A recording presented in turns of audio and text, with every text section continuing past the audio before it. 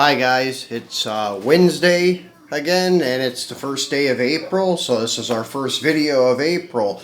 Happens to fall on a Wednesday, which is, as you know, Chase Day, where we unbox chase cars, super hunts, green machines, etc. Today, we're focusing on M2, Chase, and Super Chase Mopars from the very beginning.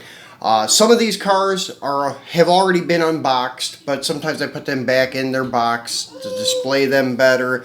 So that explains the two Super Chases here. I'm not fortunate enough to have two Daytonas, although I do have two of the Super Chase Roadrunners, but I would love to have a couple Daytonas, but this is the one that you guys see in every video. So only one of them, and a couple of the black and gold regular chases you may have seen before.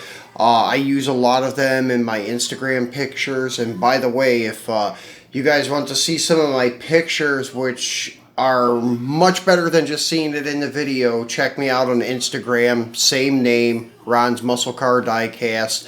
I guarantee you won't be disappointed. I have some really cool pictures on there. So let's go ahead and get started. Now, this here is the first chase car ever produced by M2 in the Detroit Muscle series. As you see, it says muscle cars. Well, for some reason, Sean Taylor, the founder of M2, changed his mind on the name after release 2 and changed it to Detroit Muscle. The reasons behind it, I'm not really sure. Maybe it sounded more unique, something like that. But yeah, if you notice, this is Series 1. As I said, first chase car ever produced. The Super Chase was a chrome Chevelle that came, 70 Chevelle that came in this series with this car. Series 2 was a Oldsmobile, and then this Super Chase here, the Daytona. And as you can see, even the Daytona still says muscle cars on it. So Series 1, Series 2 were muscle cars. Then by Series 3, which is where this Super Chase Roadrunner comes from, it changed to Detroit Muscle as everybody knows it now. So that's a little story behind these. If you see some releases that say muscle cars, then you know it's going to be the first and second release ever. So kind of a cool thing to know about M2. And yeah, out of the first 12 chase cars made, Series 1 through 12 in Detroit Muscle, 8 of them were Mopars, actually. Not sure if Sean Taylor is a Mopar guy or not, but it kind of seems that way. And even 4 of the Super Chases were Mopars. So, this is number 1. Let me show you a closer look at it. This is a 440 6-pack Roadrunner. Cool, but a little inaccurate because the 440 6-pack was a lift-off hood. They were never hinged. And the option never involved a post car as far as I know, unless there's like some rare post 6-pack Roadrunner out there that I'm not aware of. Then they never made one. So it's a little inaccurate in those details, but still very cool model. It has the wheels that simulate the Kelsey Hayes wheels that were recalled back in the late 60s by Mopar because they were breaking in the center. So it was really cool to see them using this wheel, and I'm not sure why it's not focusing that good today. There we go. So that's what the Kelsey Hayes wheels looked like, the 5-slot type wheel. And yeah, the centers were breaking out of them, I guess, because of the poor casting quality or something. But nowadays you'll see a lot of Mopars with them because they've reproduced them in the aftermarket. So very cool car, all gold trim, gold interior. Not a gold base or gold engine. I guess that was a later feature. This is how the first, I think, 20 series went. The chase car in Detroit Muscle was always black with gold trim and gold wheels. So this is number 1. Then number 2 through 6 were Fords and GM. As I said, number 2 was an 69 or 70 Olds 442, I think 70. Then they went with a couple of Fords. The second, or the third release with the Skyhood series was a Ford Boss 429 chase car. Then series 3, 4, and 5. I know one other one was a Mustang, and I think one was a Torino, and I'm not sure on the other guy. But the sixth one, when we come to number 6, or number 7, I'm sorry. Number 7 is this guy here. And actually number 4 was a Daytona. That is one that I'm missing. That's another one of the Mopars. So it's a Daytona, and in that series, series 4, they had custom wheels on all the cars. They were not stock. So they kind of did some unique things with Detroit Muscle, like trying things out, going from like stock with, like I said, the Sky Hoods in series 3, then series 4 was big wheels, and then after that they went back to like stock appearing cars up until like 15 or 16. Then they tried this flame paint job on all of them. So that's a little history behind the Detroit Muscle run. So this is series 7, a 66 Charger, and I'm not sure why they did this on this car, but I know at some point they had some problems with like plating, with gold plating on some of the plastic. Some of the ground pounder super chase cars, the blue ones, you'll see, especially the Challenger is well noted for having off chrome trim and chrome wheels, because at that time they were having some issues with the gold plating process, I think. So maybe that's the case why they have like this gold brown plastic wheel instead of actual gold plated wheels. So I'm not sure on the history behind that. Let's get this guy out and get a closer look at him.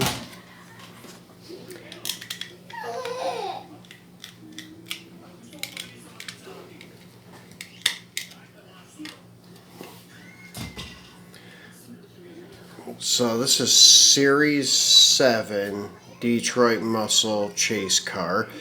It's 66 Charger Hemi car.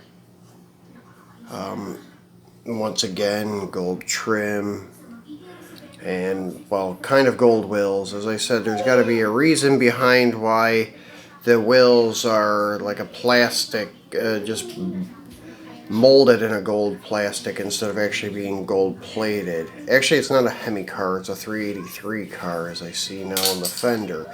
So, nice looking car. I've always liked the first gen Charger. I'm not a huge fan of them, but still yet I like them, and I'm more of a third gen guy. 71 is my favorite. So let's proceed and go to our next, which like 7, 8, 9, 10, 11, and 12 are all Mopars in those releases, regular chases. So I'm missing 11 also, which is a 71 Charger. And this is number 8 release. This is a 70 Super B. And as you can see, release 8, Detroit Muscle. Let's go ahead and get him out and look at him.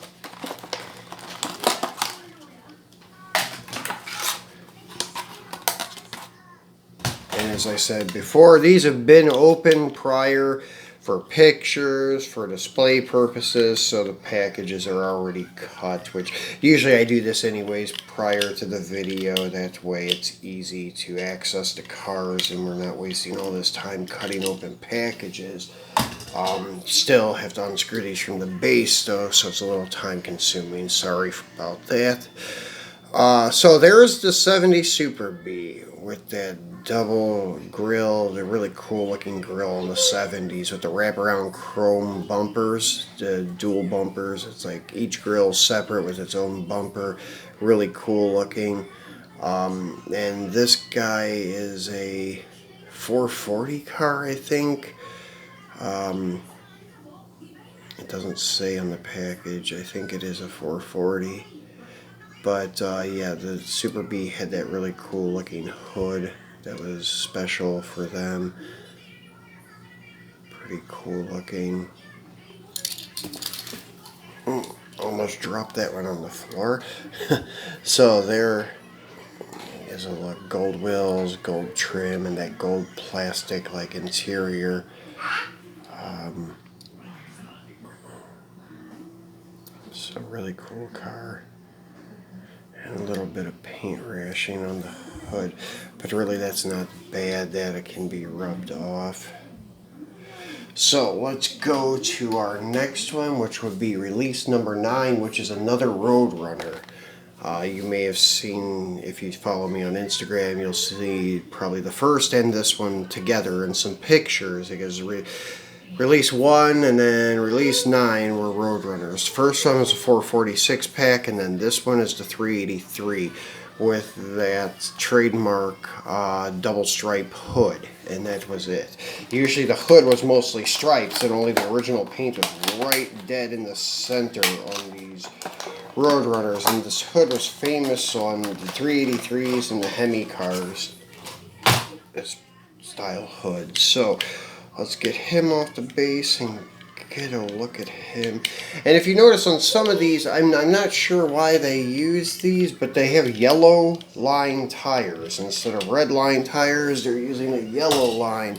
Not sure if that's like an original factor or if that's just like a chase factor that they put on this. I even seen this on a couple of the Mustang chases that they did. Let's see if we can get this to focus in. Yeah, you can see the yellow line tires there.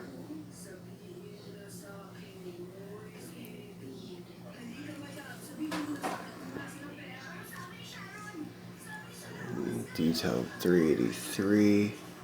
And actually what's really cool about this one, I just noticed this now, it looks like the valve covers were actually gold plated on the engine. So it's kind of a cool feature. Instead of having an all gold motor, it's got like gold features, gold distributor, and gold valve covers on the engine, which I just now noticed that on this particular model, which is pretty cool. So let's proceed to number 10, which is the Dodge Daytona. And this was the second one released. As I said, we don't have number 4 to look at, but that was from the series with the big wheels. And then this is to represent the stock looking, I guess, yeah, Hemi car. You can see the big black valve covers and the dual quad air cleaner. So let's go ahead and get him opened up. Take a look at him.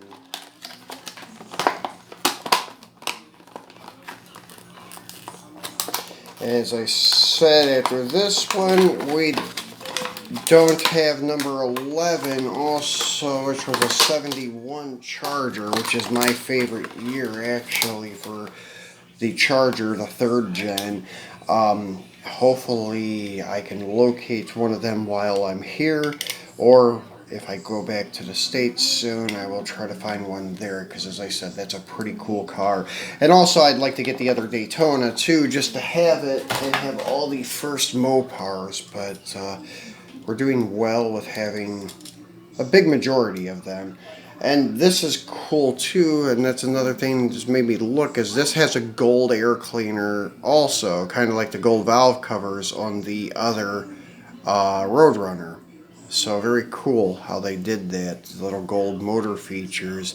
Never noticed that before until today.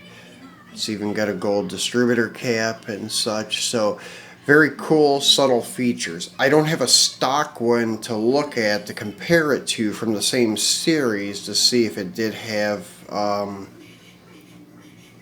a gold air cleaner or gold distributor on the stock like non-chase ones, which I highly doubt that they did, but you never know, the cut cost.